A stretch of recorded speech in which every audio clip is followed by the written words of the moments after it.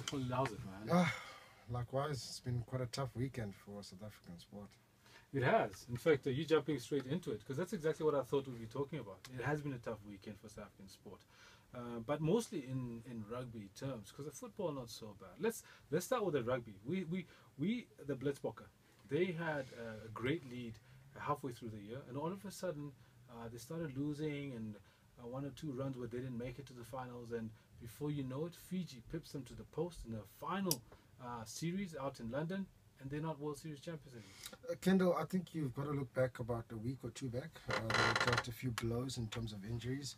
So coming into this match where they played Fiji in that quarterfinal, for them it was a bit difficult in terms of some players were returning from injury, some players weren't so gelled, and they just looked like a team who were lacking confidence. They were kicking ball away and they were losing ball in contact. And when you play against those Fijian, Samoan guys, you've got to match up to them physically. With that said, I mean, it's been a while since the Fijians were beaten by the Blitzbokke. It's been at least something like 3 matches in a row. The last time we beat them was a very close one. It was 7-5 that we won.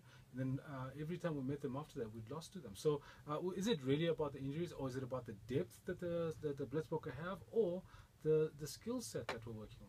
I don't think it's a question of skill levels because both teams are by far ahead of the other pack, you know, in terms of skill and ability of being able to play the sevens format of rugby. But what we saw yesterday and what has happened over the years as Fiji have been able to overcome the Blitzbokke is just the difference is physicality. And if you cannot match it and pace, you know, you can't rely on one person who is Sixolele Sotyelelwa to outpace the other team, whereas the other 6 guys cannot do that. The other teams will always have that edge over you, and that's what we saw yesterday with the Fijians, and that's what we've seen in years when it comes to that semi-final or final against them.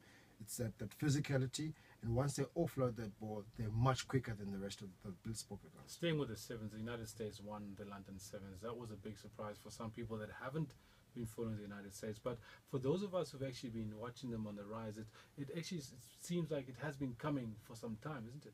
Definitely. It's you know what's nice about the Seven Circuit, Kendal, is that it's introducing different countries. You know, I was so excited to watch Brazil yesterday play in the Cup. I think it was one of the quarterfinals, but the way that they play, even the United States team, it's a team that is built of confidence.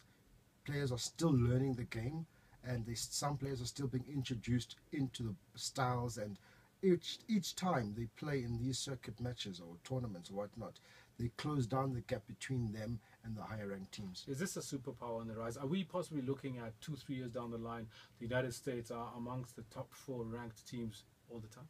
Yeah, no, definitely. You cannot compete with the level of institutions that they have in America in terms of skills and the way they can afford to bring in, you know, specialists to come help them in certain aspects of their game. So we can expect such teams like United States of America in 3 or 5 years' time to come to be one of the top teams. Okay, let's move to the 15-man code and the other part of the heartbreaking news for South African sports fans.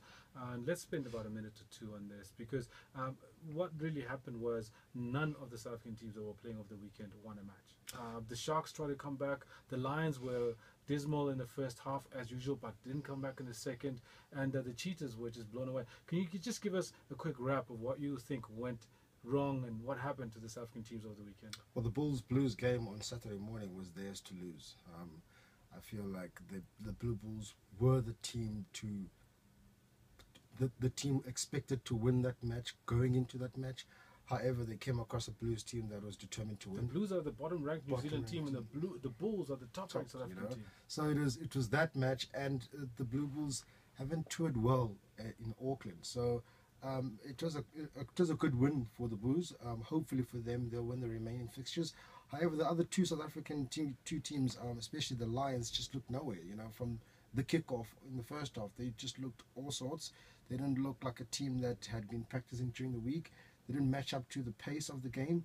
And with a team like the Brumbies, who are well-oiled, and when they're good on the day, they can run over you guys. Could it have been the expectation, the weight of expectation, because they've been performing well, people are now expecting them to win and beat opposition. Could it have been that?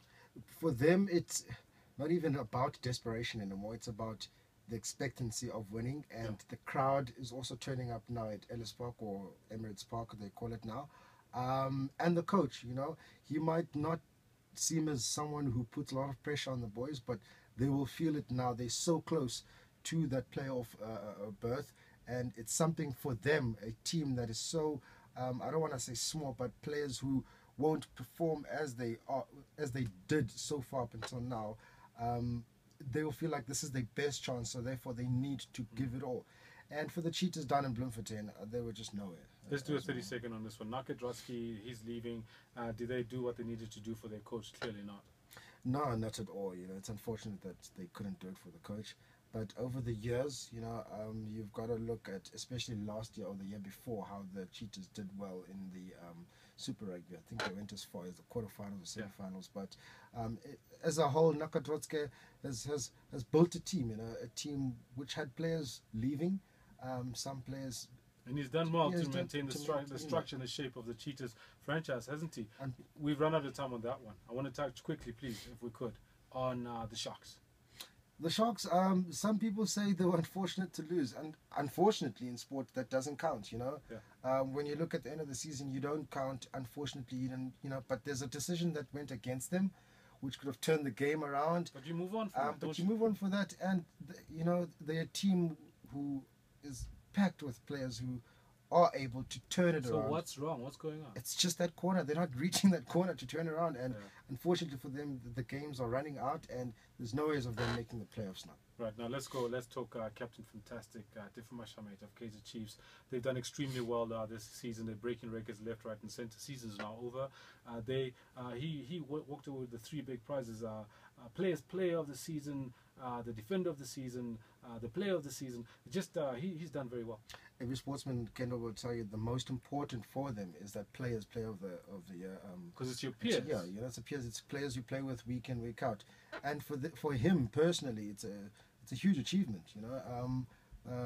That the way he's led his team, the way he's led from the back, because that's more important than your strikers. You need to have solid defense at the back, and he's shown that throughout the season.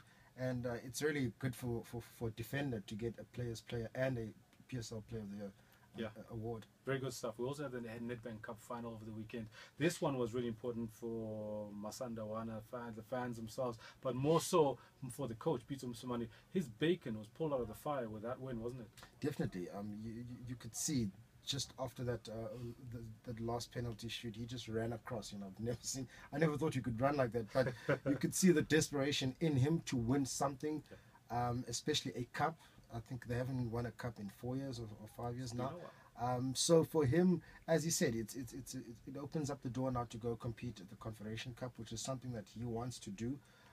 Definitely has the squad to do that. Well, having said that, he can now choose between Conf Cup and as well as Champions League, because they also, as coming second in the PSL, they qualify for the Champions League. Do you reckon he's going to go for Conf Cup now? I think now he will have to sit down with his management team, with the chairman, and decide which one is more realistic for us, which one will not hamper our league campaign. The league campaign, because he also put a foot down saying that he's angry that he didn't get the league, and he's going to go for it next season. Right. So he's going to look at such options, and who knows. Quickly on Alias Skut, there was his last game. He's been quite a presence in that particular side. For him as well, personally, to be given the honor of lifting the Nedbank Cup, on his last match for the club. But I've watched him over the years. He's always been that rough, England defender. You watch those Stoke versus Aston Villa matches. You've got those hard defenders, and he's been one of those guys. He's been able to lead from the back and being the link between the midfield and the other players. And a proper enforcer. All right, now we had some athletics over the weekend. One of the big things was Anasa Jobodwana doing extremely well in the 200 meters. Yeah, it was quite a weekend for the athletes in South Africa, in particular Anasa Jobodwana. Kendal, about 2 or 3 weeks ago in Stellenbosch, I saw him for the first time live. The boy is just quick, once he bends that over after 40, 50 meters, and as he's approaching the final 100 meters, he's just phenomenal. You can see the level of training, the difference that he's getting abroad in New York or wherever he is in the United States. he's just ahead of the others that you see in South Africa. But we also saw the likes of Sinet Viljoen getting a silver in Shanghai, which was also good. Khotsi Mokoena qualifying, even though he finished 4th. He qualified for the IAAF Championships. Blessing Okabare outpaced Shillian Fraser-Price. You know, and we also got to see, I got to see Zach Visser in Germiston jumping his 2nd jump of the season. He one jump, there's about 4 other guys waiting for him. He jumped once over, I think he jumped to 816 or 818. That's one huge. jump, qualifies for IAAF, puts on his jersey and his tracksuit, sits down. Wow. Done. So that must be so demotivating. Demotivating for the others. Or maybe inspirational. That I can do that. You know, I watched the others for competing against each other, and he was just sitting there. But for him to achieve that after coming back from a hip injury, you know, I saw him jump for the first time last week in the Northwest, and he was in 2 minds. You know when you're coming back from an injury, it plays in your mind. But yet on Saturday in Germiston, top stuff. Quick one before we let you go.